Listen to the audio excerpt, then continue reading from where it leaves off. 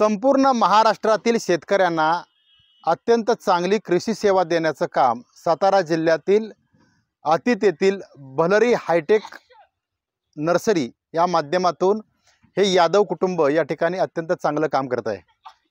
संभाजी यादव यांनी 1990 साली या हायटेक रोपवाटिकेची सुरुवात केली। खरं तर सुरुवातीच्या काळात अत्यंत खडतरीच्या प्रवासामध्ये त्यांनी काम केलं, मात्र त्यांचा मुलगा शुभम यानं अत्यंत चांगल्या पद्धतीनं हायटेक रोपवाटिका या ठिकाणी डेव्हलप केलेली आहे। ही रोपवाटिका त्यांनी कशा पद्धतीने केली या संदर्भात आज आपण त्यांना विचारणार आहोत आणि याबाबत संपूर्ण माहिती घेणार आहोत। शुभम यादव असे एक रसायन आहे। खरं तर मी शुभमकडे जाणार आहे। ही व्यक्ती BSc ॲग्री MBA आणि अत्यंत चांगल्या पद्धतीनं रोपवाटिका आणि शेतीचं साधारणतः सगळं नियोजन हे स्वतः करतात।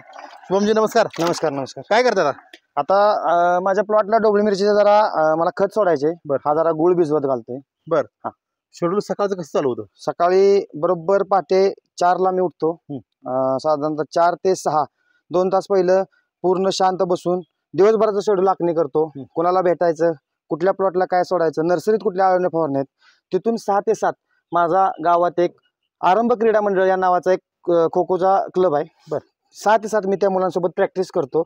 आणि 7 ते 8 दिवसभर इथलं जे काय रुटीन आहे, कोण गाड्या कोणाच्या कुठे जाणार ते सगळा फॉलोअप घेऊन 8 ते 8:30 पाऊण 9 पर्यंत आंघोळ वगैरे करून परत नर्सरीत 9ला माघार येतो।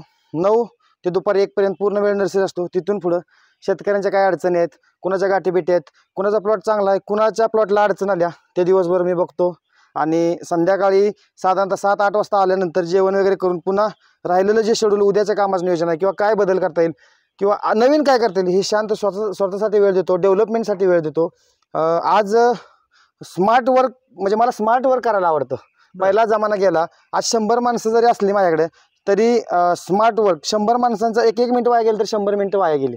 पहिला मुद्दा, जर तुमचं नियोजन परफेक्ट असेल आणि 100 माणसांमध्ये 10 डिवायडेशन केली, 2 एकरसाठी 2-2.5 एकरसाठी एक 10-20 माणसं इथं डोबळी तोडायला, एक 40-50 माणसं नर्सरीमध्ये, एक 10 माणसं गाड्या भरायला, एक 8-9 माणसं तुमची रोपं वगैरे द्यायला, आणि बाकीचं जे काही शेड्यूल आहे किंवा बाकीचं जे काही पाणी त्यासाठी आम्ही एक मॅनेजर ठेवला आहे, अमर जाधव नावाचा। असे एक 2-3 लोक आहेत, त्यांच्या अंडर हे सगळं काम चालतं। मी फक्त सर्वांचे फॉलोअप घेतो। सांगायची गोष्ट, शुभम यादव हे BSc ॲग्री MBA आहेत, तुम्ही बघत असाल, आणि 100 लोक सध्या त्यांच्याकडे कामाला आहेत खरं तर, आणि स्वतः 4 वाजल्यापासून माणूस धडपडतोय, म्हणजे कष्टाशिवाय काय नाही। शुभम दादा मला सांगा, आता नर्सरी किती आणि ही किती तुमची? साधारणतः आता माझं नर्सरी 2.5-3 एकरमध्ये आहे। आणि आता डोबळी मिरची हा प्लॉट प्लॉट दिसत आहे, हा 50 दिवसाचा प्लॉट आहे। पहिला हार्वेस्टिंग झालेला आहे, साधारणतः 1.25 टनाचा हार्वेस्टिंग झालेला आहे। ह्याचा सुद्धा पूर्ण अभ्यास करून हे जे तुम्हाला दिसतं हे काय लगेच बोलून केलेलं नाही, 6 वर्षाचा अभ्यास केला आहे। पालघर, विटा, खानापूर हा सगळा भाग फिरून मग मी माझ्या इथं उभारणी केलेली आहे। हे करत असताना तुम्ही मगाशी प्रश्न विचारला की कसं काय, तर साधारणतः 2-2.5 एकर 3 एकर नर्सरी आहे। हा 3 एकरचा प्लॉट आहे, हा 18-20 गुंठ्याचा आहे। इथं झेंडूचा प्लॉट आहे। मध्ये साधारणतः इथे एक 20 गुंठ्यात आम्ही झुकिनी लावतोय, जे तुमच्या ताज हॉटेल किंवा सातारली जे काही चांगली ब्रँडेड हॉटेल आहेत जी चायनीज भाजीसाठी वापरतात, तिथे एक 20 गुंठे झुकिनी लावतोय। 1-2 एकर आता काकडीची टोमॅटोची नवीन लागणीची तयारी चालू आहे। 1 एकर आता काकडीची तयारी चालू आहे। आणि ह्याच्याच पाठीमागं साहेब मी बोलतोय, तुम्ही प्रत्यक्षात बघा, 5 एकर 20 फेब्रुवारीला आम्ही झेंडू लावतोय। आणि द बिग बिग बिग जर नशिबानं म्हणण्यापेक्षा जर व्यवस्थित जर रुटीन प्रमाणे जर मला वेळ मिळाला तर 16 एकर टोमॅटो रिस्क घेऊन लावणार। आणि तो जर मला 1 रुपया लागू द्या, 2 रुपये लागू द्या, 100 लागू द्या, उत्पादन द बेस्ट काढून देणार, नो प्रॉब्लेम। खरं तर एक वेगळंच रसायन आहे, कारण शेती तोट्यात आहे, शेती परवडत नाही म्हणणाऱ्यांनी हा व्हिडिओ नक्की बघा। मी सातारा जिल्ह्यातील आतीत म्हणजे पुणे बेंगलोर राष्ट्रीय महामार्गाचं आतीत गाव आहे, भलरी हायटेक रोपवाटिका म्हणून जो आहे, हा शुभम यादव आहे। शुभम, खरं तर आजची तरुण पिढी काय म्हणते, सगळं मला रेडीमेड मिळालं पाहिजे, हायटेक मिळालं पाहिजे, IT मिळालं पाहिजे, जागा मिळालं पाहिजे। साहेब तुम्ही जे प्रश्न सुंदर, शुभम यादवनं एक 5 वर्षापूर्वी शॉर्टकट मारायला बघितलं होतं, असा जे रस्ता होता तो शुभम यादव असा घुसला होता। पण साहेब नाही, स्ट्रगल करावंच लागेल, मेहनत करावीच लागेल, 100% गोष्ट खरं आहे। आणि कासवाच्या गतीनं का होईना पण 100% लॉंग लाईफ, जर लॉंग लाईफ चालायचं असेल तर हळूहळू जे मिळतं ते शेवटपर्यंत टिकतं. एकदम तुम्ही शिखरावर गेला तर एकदम दपकन खाली पडता. हे मी एकदा भोगलोय 2019-20ला.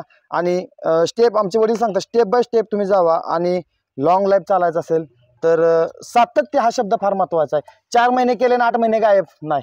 तुम्ही सकाळी 4ला उठतात 5ला उठा, खरं तुम्ही कंटिन्युटी ती तुमच्यातली ठेवा. 4 महिने 4ला उठते 8 महिने 9 वाजेपर्यंत झोपते, रॉंग आहे. काही क्षेत्र सुद्धा तुम्ही खरं तर लीजवर घेतले तुम्ही खरं हो तर 100%. काय नक्की आता तुम्ही आज पहिलं मी आभार मानेन मी माझ्या सख्या चुलत भावाचं गणेश तानाजी यादव. हे पोल्ट्री फार्म दिसतंय खाली 13-14 हजार पक्ष्यांचं जे पोल्ट्री फार्म आहे तो त्याचा आहे. दादा माझा ऊस लावणार होता. एका मिनिटात त्याला म्हटलं दादा मला डोबळी लावायची. एका मिनिटात भावाचं माझं मन साहेब मोठे किती आहे बघा. एका मिनिटात त्यानं मला डोबळी लावली. त्यानं विचार केला सरायला भाव लावते पण साहेब दिलेल्या शब्दाला शुभम यादव 100% दादासोबत जागला. मी जास्त बोलण्यापेक्षा तुम्ही प्लॉट फिरून बघा माझ्या मिरचीला बघितलं किंवा काय तुम्हाला कुठं काय वाटतं तर बघा. दादाला दिलेला शब्द पाळायचे कोणता ह्यातनं उत्पादन काढून दाखवायचे. आणि मी आज जरी माझा तो सक्का चुलत भाव असला तरी आमची एकी फार मोठे. एक भाव माझा MBBS ला शिकतोय आणि हा माझा. आमच्या तिघांची घट्ट मैत्री आहे, घट्ट एक आहे. आम्ही सुखदुःखात साहेब सोबत असतो. आज मला फक्त यातनं एक सांगता येईल की आज भाऊ रस्त्याने चालले तर बोलत नाही पण आज आम्ही एका ताटांमध्ये तर जेवतो. ही आमची एक आहे. बरोबर आहे. आणि दादाला मी प्रूव्ह करून दाखवणार. रोपवाटिके क्षेत्रात मला माझं नाव चांगलं करायचं आणि पोल्ट्री फार्म क्षेत्रात गणेश तानाजी यादवला इथं आज बघताय भविष्यात इथं लेअर फार्मिंगची पोल्ट्री असेल आणि कष्ट वगैरे सगळं दादाच असेल. सपोर्ट हा लहान भावाचा असेल. आणि 100% त्यानं पण जी सुरुवात केली ती साधारणतः 100 पक्ष्यांच्यातनं केली. आज मी माझं कौतुक कमी करेन, माझं सांगेन पण त्याचं सांगेन कारण साहेब माझ्यापेक्षा आज कोण कोणाला नाही सक्का भाव देत नाही. पण आज सांगायचं तर एका मिनिटात त्यानं हो म्हणला. आणि साहेब मी पण त्या पद्धतीनंच आज माझा प्लॉट मी तो उभा केलेला आहे. खरं तर शुभमबद्दल बरंचसं काय बोलता येईल. अनेक पुरस्कार प्राप्त शुभम यादव आहेत खरं तर. मात्र अशा पद्धतीनं हायटेक पद्धतीनं आणि स्वतः कष्ट करून केलेलं शुभम यादव यांनी काम नक्कीच सगळ्या तरुणांना प्रेरणादायी आहे. विका भोसले, महाराष्ट्र लाईव्ह, आदित, सातारा.